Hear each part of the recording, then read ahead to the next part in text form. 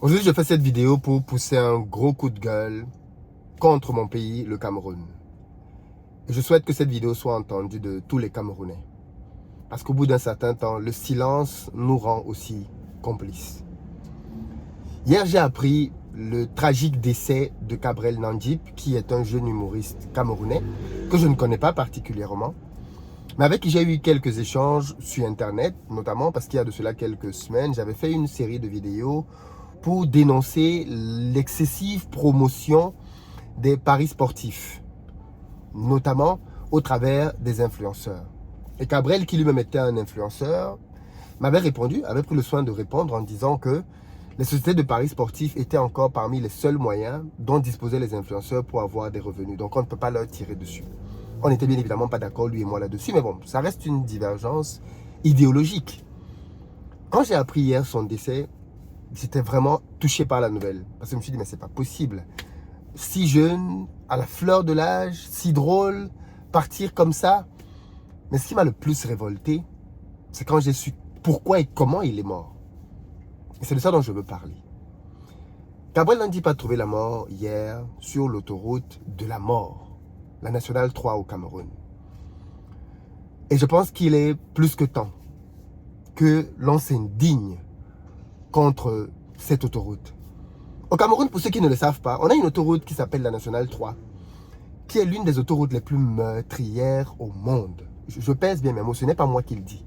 Ce sont les Nations Unies, au travers de leur classement, qui avaient révélé, en 2014, que le Cameroun avait, avec la nationale 3, l'axe nationale 3, c'est le nom de l'autoroute, de l'axe lourd entre Yaoundé et Douala Yaoundé. C'est une route qui fait à peu près 394 km et qui est juste tellement dangereuse que chaque fois que je peux éviter de la prendre, j'évite. J'évite. L'axe lourd Douala Yaoundé est meurtrier pour trois raisons. Trois raisons. Les deux premières sont liées à la constitution de l'autoroute. La première raison, c'est que l'autoroute Douala Yaoundé, c'est une autoroute qui est très sinueuse. C'est-à-dire c'est une autoroute qui est vraiment en forme de serpent. Pour ceux d'entre vous qui êtes en Occident, même en Afrique, dans les pays dans lesquels vous avez de vraies autoroutes, vous savez que l'un des principes de l'autoroute, c'est que les lignes doivent être les plus droites possibles pour pouvoir rouler vite. On ne peut pas rouler vite avec une route en forme de serpent. L'autoroute Douala Yaoundé est une vraie route en forme de serpent. Beaucoup de virages, très violents, là où tu n'as aucune visibilité sur les quelconques dépassements. Deuxième raison pour laquelle cette route-là, elle est très dangereuse, c'est le fait que ce soit une route dans laquelle les gens peuvent rouler très vite, mais il n'y a pas de terre-plein de séparation. L'ultra-majorité des accidents qui se tiennent sur cette autoroute se font par des collisions frontales. Ce qui est impossible dans une véritable autoroute parce que bien évidemment, vous le savez, il y a au minimum deux voies où les gens vont dans un sens et les deux autres voies, les gens vont dans l'autre sens. Et tout ça est séparé par un terre-plein central. Donc il est impossible d'avoir une confrontation frontale sur une autoroute, à moins que ce soit quelqu'un qui est bu et qui soit bien évidemment perdu. Mais dans la forme même de la route, ce n'est pas possible que des voitures se croisent. Sur l'autoroute au Cameroun, vous avez des gens qui roulent chacun à 110 km et qui se passent en permanence. Et moi d'ailleurs, pourquoi j'ai décidé, et puis troisième raison, avant de vous dire pourquoi j'ai décidé de ne plus jamais prendre cette autoroute, la troisième raison, ce sont les Camerounais, les utilisateurs de cette route. J'ai rarement vu un peuple aussi peu civique sur la route que les Camerounais. Quand on est en agglomération, là où on roule à 40-50 à l'heure, que les gens se passent, ne respectent rien du code de la route, à la limite, tu peux te dire, bon, il n'y a pas vraiment beaucoup d'incidences, à part les embouteillages. Quoique, les conducteurs de moto ont payé ça de leur vie. Beaucoup de conducteurs de moto sont morts à cause de leur propre incivisme, mais aussi de l'incivisme des gens dans les voitures. Quand on rapporte ça donc sur une autoroute, là où les gens viennent avec le même incivisme, là où ils pensent que le but d'une voiture, c'est juste d'avancer, ils ne comprennent pas l'importance des signalisations, eh bien, on a donné des permis de tuer, littéralement, à des gens. Parce que bien évidemment, le Camerounais ne sait pas patienter. Il ne sait pas rester dans une queue. Il va tout de suite vouloir sortir et rouler. Quand vous mettez donc ça, sur une route qui cumule les deux défauts dont je viens de parler, vous avez l'autoroute parmi la plus meurtrière au monde. Les gens meurent sur cette autoroute chaque jour, littéralement. Peut-être pas accident chaque jour, mais quand on compte le nombre de morts en une année, ça fait plus d'un mort par jour. Beaucoup plus d'un mort par jour. Et je souhaite que ce sujet soit un sujet vraiment que l'on porte. Et que ce soit un sujet que l'on mette devant les autorités compétentes pour qu'elles se bougent. Pourquoi je dis ça? Moi, j'ai vécu une scène qui m'a traumatisé sur cette autoroute. C'était il y a à peu près 3 ans, je pense. Douala Yaoundé. J'étais allé à Yaoundé pour une formation et on était en train de rentrer à Douala. J'étais dans la voiture avec mon petit frère et c'est incroyable. On était sur un axe, là où il y avait juste 2 voies. Enfin, 2 voies, oui, une voie à gauche, une voie à droite. Et je ne l'ai pas précisé, mais c'est une route qui est très fréquentée par des poids lourds. Très fréquentée par des poids lourds. Des grumiers, enfin, il y a tellement de gros porteurs qui passent sur cette route en longueur de journée. Et bien évidemment, ces gros porteurs roulent lentement. C'est ce qui crée des bouchons en fait. Tu as un gros porteur qui roule lentement. Et derrière lui, il y a des véhicules qui s'amoncellent et qui, comme ils ne veulent pas attendre, veulent tous dépasser le gros porteur. Le problème, c'est que comme ils ne savent pas conduire, comme ils n'ont bien souvent pas les permis, comme ils les ont achetés bien souvent, eh bien, ils ne comprennent pas comment faire un dépassement. Sans aucune visibilité, les gens sortent et ils commencent à accélérer.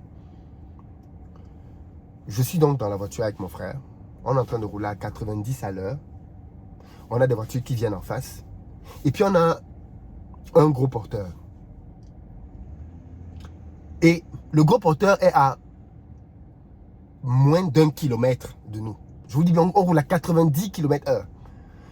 À moins d'1 kilomètre, peut-être 2 maximum, le véhicule qui est derrière le gros porteur décide de faire un dépassement. Seul problème, c'est que le véhicule qui est derrière le gros porteur, c'est un bus de 70 places. Donc les gros bus, ils se décalent. Le problème, c'est que quand le gros porteur est là, il prend toute la voie. Quand le bus décide de dépasser le gros porteur, il prend lui aussi toute la voie. Le problème, c'est que la voie sur laquelle il se place, c'est la voie des voitures qui viennent en face. Et le premier véhicule qui vient en face, c'est nous. On est à 90 à l'heure. C'est incroyable. Incroyable. À cet instant-là, je dis juste, je vois la scène venir. Tu vois l'accident venir. Parce que du coup, il a commencé le dépassement. Il ne peut plus s'arrêter. Et même s'il s'arrête, ça ne change rien. Le gros porteur qui est à côté de lui roule comme une tortue. Donc même s'il s'arrête, parce que si tu ralentis et que le mec à côté de toi va vite, tu peux te rabattre. Mais comme le mec qui est à côté de toi va super lentement, eh bien, il est obligé de forcer pour continuer son dépassement. Il accélère. Nous, on est là, 90 à l'heure. On a la voiture qui vient.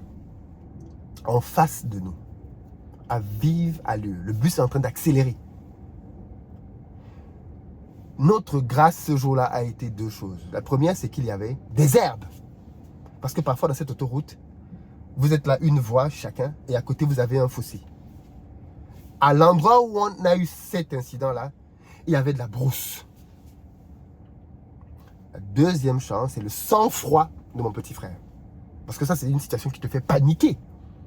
Il a le sang-froid de sortir de la route à 90 km/h, s'il vous plaît. De rester sûr, d'aller rouler sur des herbes. Et pendant ce temps, le bus traverse. On roule sur les herbes, on ralentit et on revient. Mais ce que je viens de vous décrire, c'est une scène normale sur cette autoroute. C'est une scène normale. À la limite, même si peut-être que les gens vont dire, mais pourquoi tu parles de ça? Qu'est-ce qui s'est passé de spécial? Mais ce jour-là, j'ai pris la décision que, sauf si je n'ai vraiment, absolument pas le choix, je ne prendrai plus jamais la Nationale 3. Voilà pourquoi chaque fois que je suis au Cameroun, quand je fais Douala Yaoundé, je vais en avion. Et je sais que cette fois, c'est comme, pourquoi tu prends tout le temps l'avion? Les amis, je préfère payer l'avion plutôt que d'aller risquer ma vie sur cette autoroute. Je préfère payer l'avion Douala Yaoundé. Et on me dit, oui, mais même l'avion là, c'est pas sérieux. Camerco ne sont pas sérieux. Soit, je regarde les statistiques. Depuis que le monde est monde, je n'ai pas souvenir que Camerco ait fait un seul accident entraînant la mort de qui que ce soit dans un de ses vols dans le Cameroun. Et à plus forte raison entre Douala et Yaoundé. Jamais. Jamais, jamais, jamais. Non seulement le vol se fait en 25 minutes, plutôt que 4 heures sur la route, mais en plus, je n'ai aucune historique d'accident. Donc, statistiquement parlant, l'avion est 1 milliard de fois plus fiable que la voiture. Et encore pire dans cette autoroute-là.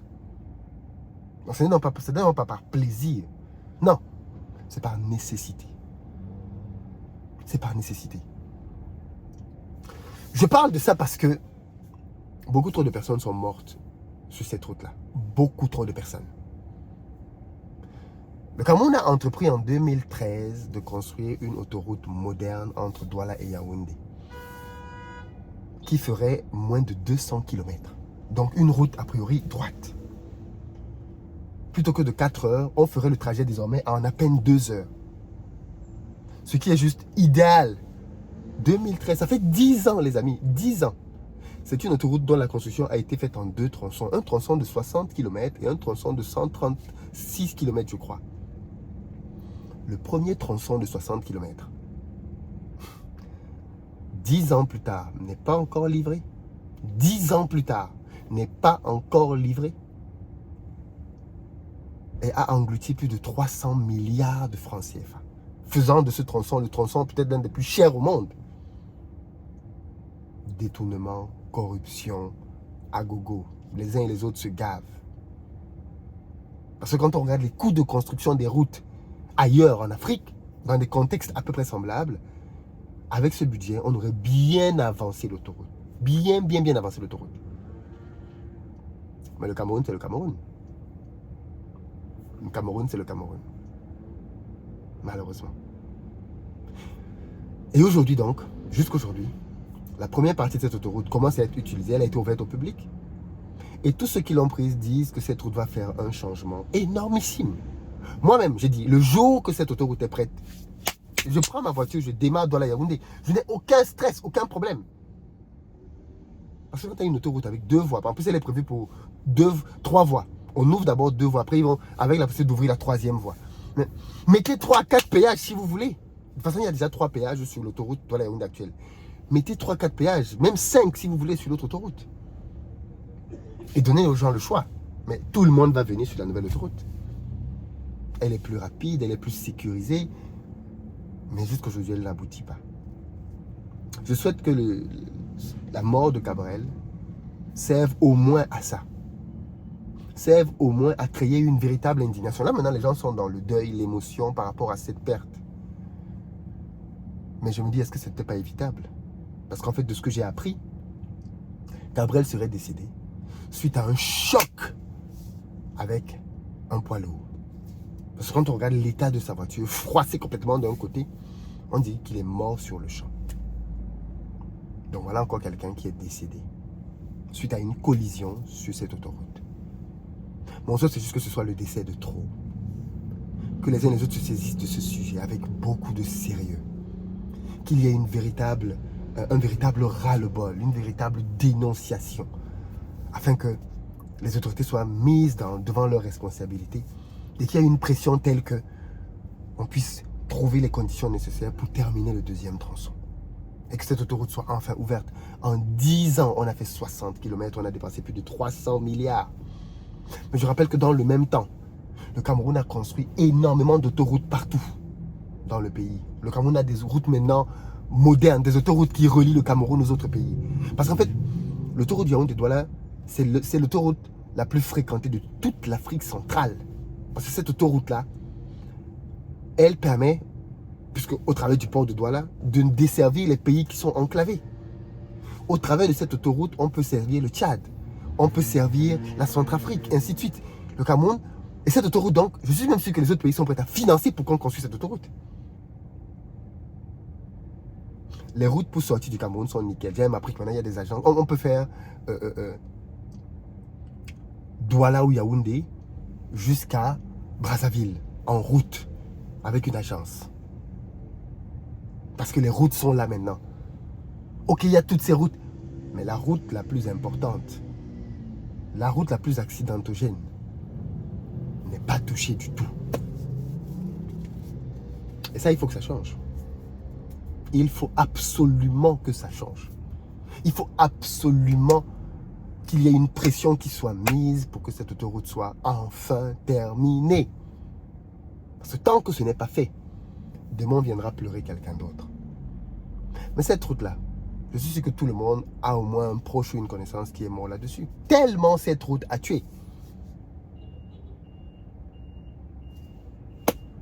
C'était mon coup de gueule. J'espère que les uns et les autres vont le partager jusqu'aux autorités les plus compétentes. Et que l'on ne se retrouvera plus dans cette situation. Les gens meurent, oui, les gens meurent bien évidemment tous les jours. Mais quand il y a des situations dans lesquelles on a le sentiment que ça aurait pu être évitable, c'est doublement douloureux. C'est doublement douloureux. Passez le message. Et puis que cette vidéo contribue à mettre les bonnes personnes devant leurs responsabilités. Ce n'est juste plus acceptable. Ce n'est plus acceptable d'avoir la peur au ventre. Moi, quand j'en vois quelqu'un faire quelque chose et qui doit prendre cette route, je suis inquiet. Je suis inquiet. Mais bon, ce sont les réalités de nos pays. Mais il faut en parler. Il faut en parler. Et c'est ce que je voulais faire dans cette vidéo. Dites-moi ce que vous en pensez et faites circuler la vidéo.